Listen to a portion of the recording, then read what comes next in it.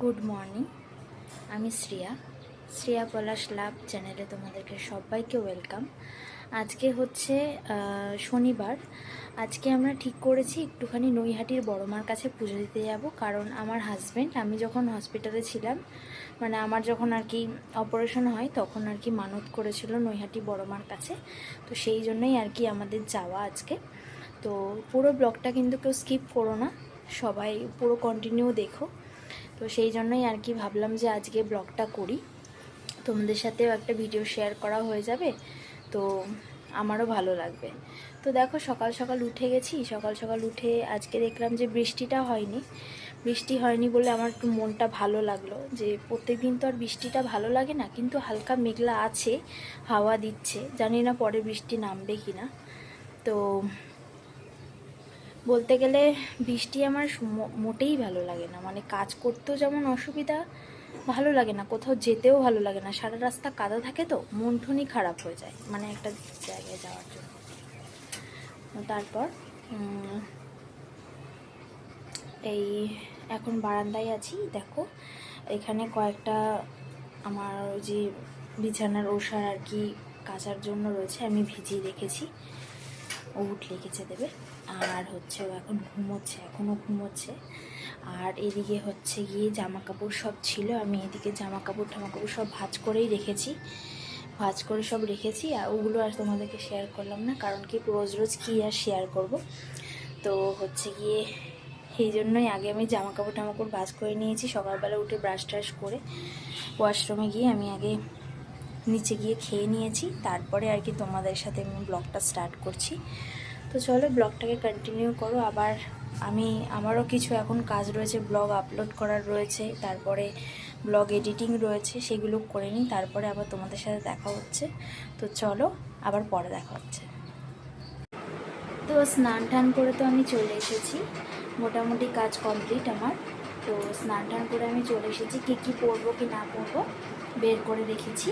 ধোয়া জামা কাপড়, যেহেতু মার কাছে পুজো দিতে যাচ্ছি, সেহেতু ধোয়া জামা কাপড় তো পরে যেতেই হবে। তো আজকে তো নিরামিষ খাচ্ছি, কোনো প্রবলেম নেই। আজকে যেহেতু শনিবার, তো আজকে আমাদের নিরামিষই রান্না হয়। তো ওই জন্যই আমরা আজকের দিনটাই ঠিক করেছি মার কাছে পুজো দিতে যাব। তো যাই হোক, আমার ঘরের মা তারা গোপালকে আমার পুজো দেওয়া হয়ে গেছে, এখন খেতে দেওয়া হয়ে গেছে, একটু পরে তুলে নেব। তারপরে আমরা ও ঠাকুর ঘরে পুজো দিচ্ছি, ওর পুজো দেওয়া নিয়ে হয়ে গেলে আমরা তাড়াতাড়ি ঝটপট খেয়ে নেব, কারণ আমাদেরকে 3:30-র সময় বেরোতে হবে। কারণ আমাদের এখান থেকে একটুখানি হলেও, কারণ নৈহাটি বড়মার কাছে শনিবারে প্রচণ্ড ভিড় হয়, যার জন্য একটু আগে যেতে হবে। তো আমরা বেরিয়ে পড়েছি। দুপুরবেলা কোনো ভিডিও করিনি, এখন হচ্ছে বিকেলবেলা, তাড়াতাড়ি ট্রেন ধরবো বলে বেরিয়েছি, কোনোরকম রেডি হয়েছি। তো আমার দিকে কেমন লাগছে একটু অবশ্যই জানিও কমেন্ট করে। তো চলো, এখান থেকে অটো ধরবো। তো আমাদের সামনে থেকে এখন অটো নেব। আমাদের বাড়ির থেকে একটুখানি জাস্ট অটো স্ট্যান্ড, এখানে অটো থাকে, অটো নেব, ব্যাস ওখান থেকে চলে যাব স্টেশন। আর একটুখানি একটা ছোটো মতন ব্যাগ নিয়েছি, আর মিষ্টি আমরা নেব নৈহাটি থেকে মায়ের জন্য।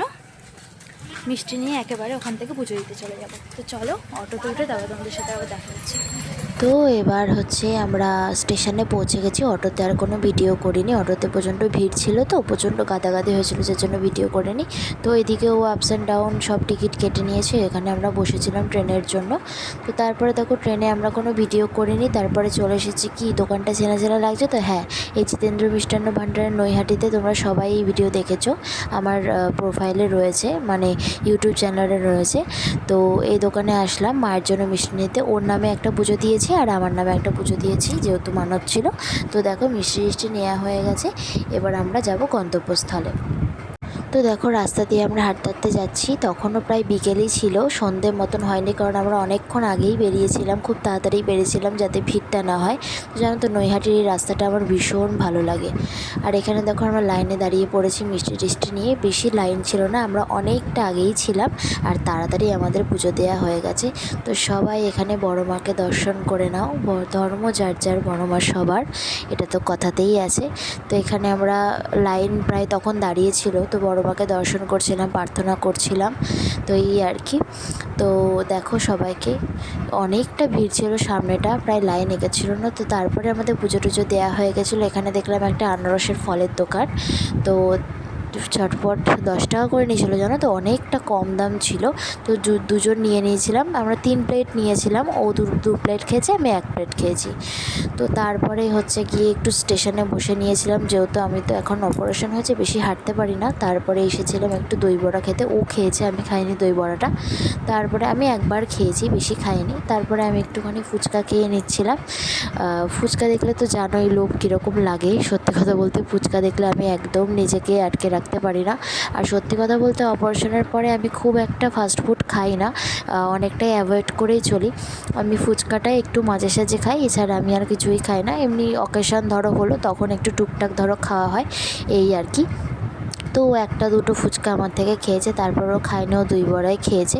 তো আমি এখানে ফুচকা খেয়ে নিচ্ছিলাম। ফুচকাটা বেশ মোটামুটি ভালোই ছিল, কিন্তু টকটা বেশি হয়ে গেছিলো বলে খেতে ভালো লাগছিলো না, এই আর কি।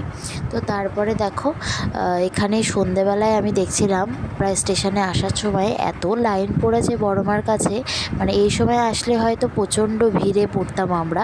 তো তারপরে দেখো বাড়ি যাওয়ার জন্য স্টেশনে বসে রয়েছি। এখানে ট্রেন তো প্রায় অনেকটা লেটে এসেছে। প্রায় আমরা এসেছি স্টেশনে 6:30 নাগাদ কি 7:45 নাগাদ। ট্রেন এসেছে 7:30 কি 8:45 নাগাদ, এরকম টাইপের ট্রেন এসেছে।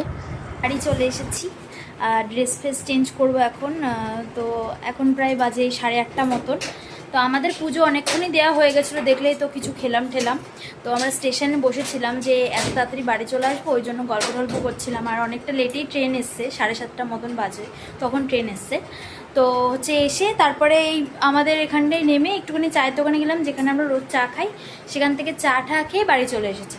তো ভিডিওটা কেমন লাগলো আজকে এই পর্যন্তই রাখলাম। কেমন লাগলো অবশ্যই কমেন্ট করে জানিও, লাইক কমেন্ট শেয়ার সাবস্ক্রাইব করে দিও।